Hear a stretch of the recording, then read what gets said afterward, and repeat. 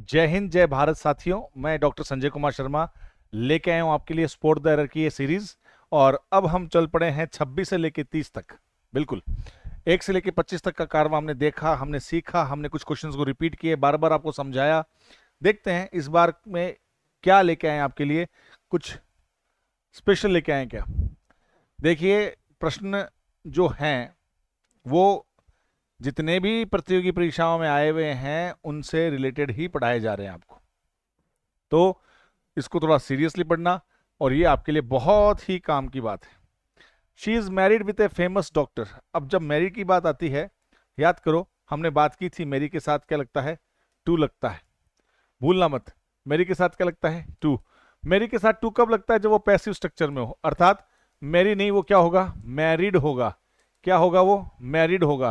क्योंकि पैसिव में जब आते हैं तो वर्ब की थर्ड फॉर्म बनती है, इसलिए हम ये सीधा सीधा कह सकते हैं कि मैरिड के साथ क्या लगता है, टू लगता है। इसका मतलब क्या हो गया कि is, am, are, was, were, ठीक है, प्लस वर्ब की थर्ड फॉर्म, या has, have plus been plus verb की थर्ड फॉर्म। तो मैरी के साथ क्या लगता है, टू लगता है। और अगर ये एक्टिव स्ट्रक्चर में है तो मैरी के साथ कुछ भी नहीं लगेगा। तो मैरी के साथ टू नहीं, मैरिड के साथ टू लगता है जब वो पैसिव स्ट्रक्चर में होता है, और मैरी के साथ एक्टिव वॉइस में कुछ भी नहीं लगता। अर्थात यहाँ पे देखो इज, एम, आर आ रहा है, उसके बाद मैरिड आ रहा है, तो सीधी सी बात यहाँ पे क्या आएगा, टू आएगा। अगर ये सीधा मैरी आ जाता अकेला, जैसे राम मैरीज, जैसे राम मैरिड सीता। अब राम मैरिड सीता, यहाँ पे क्या इज, एम, आर आया, नहीं आया ना, तो यहाँ पे टू कुछ नहीं आएगा, राम मैरिड सीता। हाँ, Ram was married to Sita, तो यहाँ पे क्या आ गया, टू आ गया। तो सीधी बात है कि मैरी के साथ the correct expression is married to. Married always takes the preposition to, ये सीधी सीधी बात मैंने आपको समझा दी। She is married to, he is married to, ठीक है। तो क्या आ गया, टू आ गया। ज़्यादा इस पर हम डिस्कशन नहीं करेंगे, पहले हम कर चुके हैं, ये थोड़ा सा रिपीटेशन की बात हुई थी। अब चलते हैं हम ही इंसिस्टेड, ये आपके लिए नया है, ये एकदम फ्रेश माल है। वो पहले पुराना माल था, वो पहले डिस्कस किया हुआ था, बस चेक करा था, आपको देखते याद आता कि नहीं आता। ही इंसिस्टेड टू पे द बिल हिमसेल्फ। अब यहाँ पे क्या गया, focus on the verb that follows insisted. अब इंसिस्ट के साथ टू लगता है, क्या लगता है वो हम आगे बात करते हैं, तो लोग कर ही लेते हैं।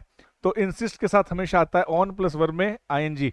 अब इसकी हमने एक पूरा एक क्रम बना रखा है, प्रिवेंट, अकस्टम्ड, याद है ना, प्रिवेंट फ्रॉम, अकस्टम्ड टू, ये सब आपको याद करना है, पीछे वाले वीडियो से जोड़ते हुए चलना है, और एक नोट्स बनाने हैं कि हाँ भाई इस क्रम के, इन चीजों के, इस कैटेगरी की कितनी सारी बातें सर ने सिखा रखी है।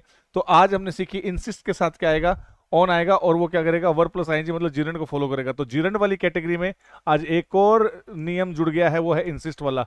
आप ऐसे रटने बैठोगे तो नहीं रटा जाएगा, आप डे वाइज याद करोगे, भाई पहले दिन सर नहीं ये पढ़ाया था, दूसरे दिन ये पढ़ाया था, तीसरे दिन ये पढ़ाया था, तो आपको याद हो जाएगा। So she insisted on paying, insisted on staying. तो एक तो जिरेंड का नियम, और दूसरी बात इंसिस्ट के साथ क्या लगता है, ऑन लगता है। तो अब याद रखना, इंसिस्ट के साथ क्या लगेगा, ऑन।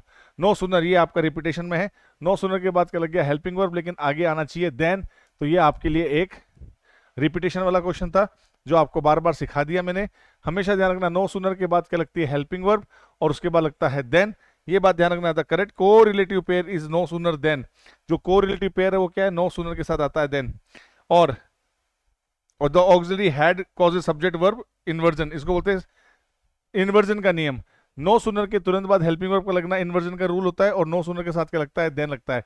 ये आपका फेवरेट, वन ऑफ के साथ नाउन प्लूरल और वर्ब सिंगुलर, ये फिर से बात हो गई हमारी, ठीक है।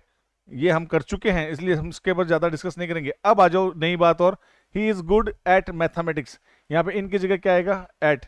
और ऐसा क्यों आएगा, तो समझिए कि use good at for subject, skill और एक्टिविटी।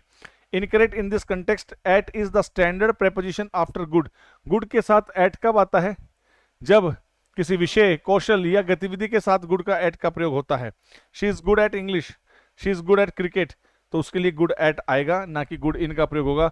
तो आज आपने क्या क्या सीखा, एक तो आपने सीखा मेरिट के साथ क्या आता है, टू आता है, वो भी पैसिव स्ट्रक्चर में, एक्टिव में नहीं। इंसिस्ट के साथ क्या आता है, ऑन आता है। नो सुनने के साथ क्या आता है, देन। ये रिपीट था, ये रिपीट था, ठीक है, ये रिपीट था। और इस बार मैंने सिर्फ दो चीजें क्या डाली आपके लिए, नहीं डाली है, इंसिस्ट के साथ ऑन और गुड के साथ एट। ये बात आपको सीख लिया आपने। आगे चलते हैं। अब देखते हैं, आपने कुछ सीख रखा है तो उसको भर दो फटाफट। शी इज मैरिड, इज लग गया ना, मैरिड आ गया तो टू कर दो। इंसिस्ट के साथ क्या आ गया, ऑन आ गया, एक सेकंड भी नहीं लगती। नो सुनर के साथ यहाँ पे इन्वर्स का रूल लग गया, और यहाँ पे क्या लगेगा, देन लगेगा। वन ऑफ द के साथ यहाँ पे बेस्ट, अब क्या है, टीचर है कि टीचर्स है, तो सब्जेक्ट क्या है, टीचर्स, टीचर्स आएगा। Ravi is very good at mathematics, ये लो। एक एक सेकंड भी नहीं लगते आंसर को करने के लिए जब हम तरीके से पढ़ते हैं।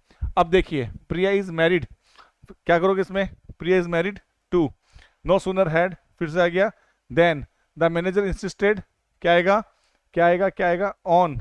ठीक है, one of the finest, finest painters, painters ये रहे।